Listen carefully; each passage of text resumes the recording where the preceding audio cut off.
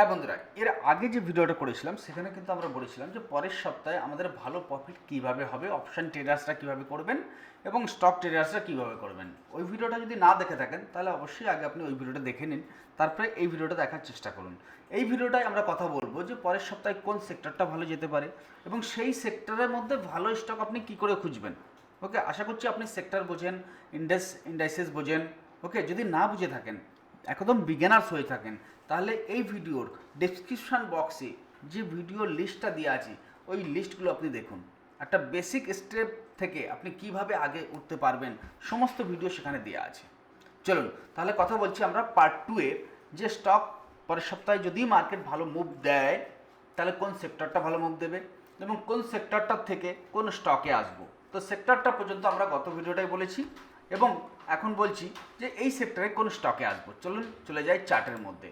তো চার্টে এলাম, আমি আগের ভিডিওটাই শর্টলি বলে দিই যে আমরা এরকম small cap, mid cap, large cap, IT sector সব অ্যানালিসিস করার পর আমাদের চোখে এসে দাঁড়ালো অয়েল অ্যান্ড গ্যাস সেক্টর, যেখানে আমরা দেখতে পাচ্ছিলাম যে oil and gas sector previous একটা কিন্তু ভালো হাইয়ের উপরে ব্রেক করেছে এবং এই হাইটাকে আবার যদি ব্রেক করে তো অয়েল অ্যান্ড গ্যাস সেক্টরে লাইফ টাইম হাইয়ের কাছে যাওয়ার একটা পসিবিলিটি বেশি থেকে যাবে।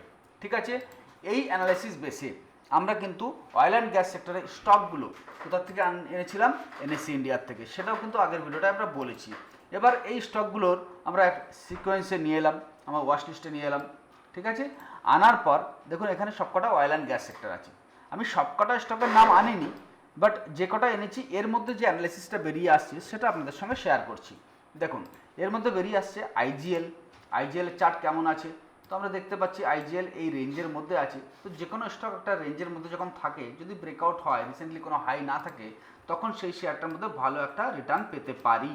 ওকে, বাট এখানে আমরা দেখতে পাচ্ছি যে হাই ব্রেক হলে আবার এখানে রেজিস্ট্যান্স, এখানে ব্রেক হলে আবার এখানে রেজিস্ট্যান্স, তার মানে এর সামনে কিন্তু বাধা আছে একটু 20 পয়েন্টের মধ্যে, মানে 4 থেকে 5%-এর মধ্যে। তো মনে হয় না খুব একটা বেটার। তো সেকেন্ড স্টক চলে এলাম এটিজিএল। এটিজিএল আদানি গ্রুপের শেয়ার এবং আদানি গ্রুপের শেয়ারকে নিয়ে এখন খুব বেশি টলমাটল চলছে মার্কেটে। তো যদি রিস্ক না নিতে যাই তাহলে আমার মনে হয় আদানি গ্রুপে যাওয়াটা ঠিক হবে না। চলুন এটাকে ইগনোর করলাম।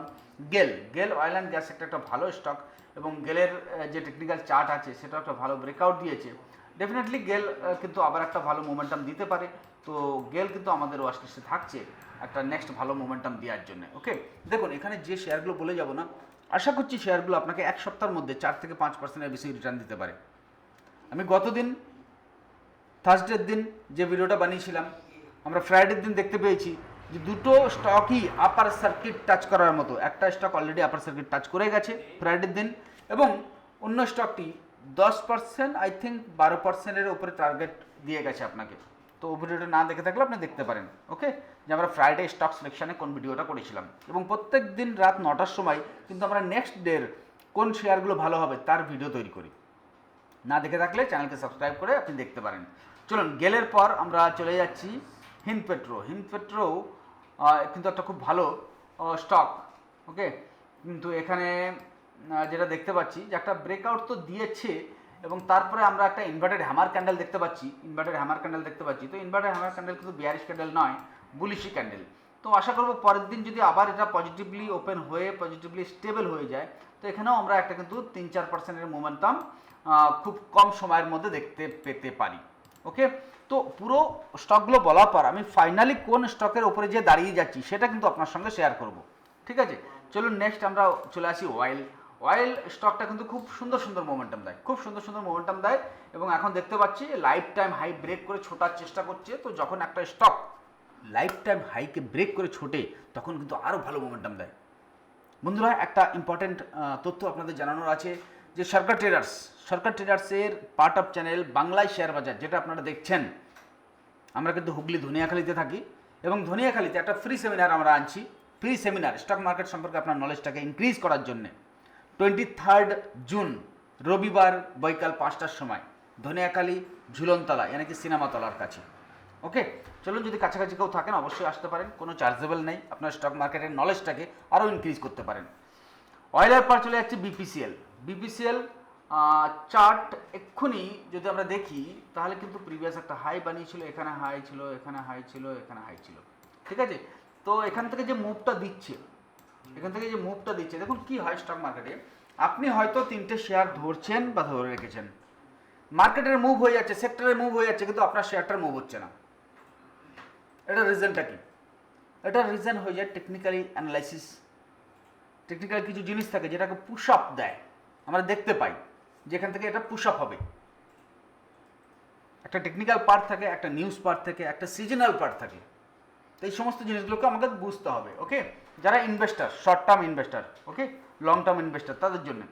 তাহলে এখানে সেই জিনিসটা আপনি খোলা চোখে দেখতে পাবেন না যে জিনিসটা বিপিসিএল এর মধ্যে আছে, কিন্তু আমরা যে অ্যানালাইসিস করেছি সেই অ্যানালাইসিস অ্যাকর্ডিং এর উপরে যদি আবার মোমেন্টাম দিচ্ছে, তো মিনিমাম আমি টার্গেট এখান থেকে দেখতে পাবো বিপিসিএল এর মধ্যে, যেটা নেক্সট উইকের মধ্যে আপনাকে মিনিমাম 640। তাহলে এখন আছে 625, 625 থেকে 640, কত পার্সেন্টেজ রিটার্ন হয় দেখে নিন। এবং তারপরের যে টার্গেট আমাদের থাকবে সেটা থাকবে 50, সেখানে ক্যালকুলেশন লাগিয়ে নিন। নেক্সট যে আমাদের টার্গেট থাকবে 75। তাহলে 625 থেকে 675 যদি আপনি এক মাসেও পেয়ে যান, আই হোপ কি এটা একটা খুব ভালো টার্গেট, ঠিক কিনা? চলুন কমেন্টসে আপনাদের ব্যক্তিপূর্ণ সুযোগ দেবেন। এবং বাংলা চ্যানেলে খুব বেশি পপুলার নয়, খুব বেশি এখনও আমরা লোকের মাঝখানে পৌঁছে পারিনি, তো আপনাদের সহযোগিতাই দরকার যে সবার মাঝখানে পৌঁছানোর। যে বাংলা চ্যানেল এরকমও আছে যেখানে আমরা বেসিক থেকে নিয়ে এখন কিন্তু ইন্টারনেট জায়গায় চলে এসেছি। অনেক অনেক ইনস্টিটিউট আছে যারা ইন্টারনেট ট্রেড দেয় না, ইন্টারনেট সাজেস্ট করে না, কিন্তু ইনস্টিটিউট হিসেবে লার্নিং করিয়ে যাচ্ছে, তো সেটাকে আপনাকে বুঝতে হবে। ওকে, চলুন বিপিসিএল এর পর পেট্রোনেট, লাস্ট স্টক আপনার থাকবে পেট্রোনেট। তো পেট্রোনেটের মধ্যে আমরা দেখতে পাচ্ছি যে হায়ার থেকে একটা দোজি ক্যান্ডেল বানিয়েছে। দোজি ক্যান্ডেল যখনই তৈরি হয় তখন কিন্তু একটা ভয়ের কারণ হয়ে দাঁড়ায়, যদি দোজি ক্যান্ডেলের লো ব্রেক হয় তো একটু প্রফিট বুকিং এতে আসতে পারে। ওকে, তো অনেক সময় আমরা দেখবো যে অয়েল অ্যান্ড গ্যাস সেক্টর ভালো যাচ্ছে কিন্তু এই স্টকটা ভালো যাচ্ছে না, কেন? এখানে টেকনিক্যাল কিছু ফল্ট আছে। তো আশা করছি ভিডিওটার মধ্যে আপনার ভালো লেগেছে, এবং কোন কোন স্টক আমাদের র্যাডারে আছে সেটা আপনাকে ফাইনালি বলে দিই। বিপিসিএল আমার র্যাডারে থাকবে, এবং পেট্রোনেট যদি এখান থেকে আরও হাই ব্রেক করে চলতে যায় তাহলে কিন্তু পেট্রোনেটের উপরেও একটা ভালো মোমেন্টাম আসার জন্য তৈরি হয়ে যাচ্ছে। ওকে, পেট্রোনেট, বিপিসিএল, আর খুব বেশি হলে এখানে যদি আমি আমার ফুল টেকনিক্যাল প্ল্যাটফর্মটাকে ইউজ করি তাহলে দেখতে পাবো যে হ্যাঁ, হিন্দপেট্রোটাকেও আমি একবার ফুল প্ল্যাটফর্ম দেখব। যারা এত দূর পর্যন্ত ভিডিও দেখেছেন তারা অবশ্যই আমার ফুল প্ল্যাটফর্ম দেখতে পাবেন। হ্যাঁ, হিন্দপেট্রোতে কিন্তু আমি এখানে এন্ট্রি নেওয়ার কথা বলবো যে আপনার 540 টাকার উপরে যদি কিছুক্ষণ দাঁড়িয়ে যায় আপনি হিন্দপেট্রোতে এন্ট্রি নিতে পারেন। তো এই পুরো অ্যানালাইসিসটাকে আপনাকে শেখাবো যদি সরকার ট্রেডার্সের সঙ্গে আপনি যোগাযোগ করেন নিচে দিয়ে নাম্বারে। আজকের ভিডিওটা এতটুকুই। জয় হিন্দ, জয় ভারত।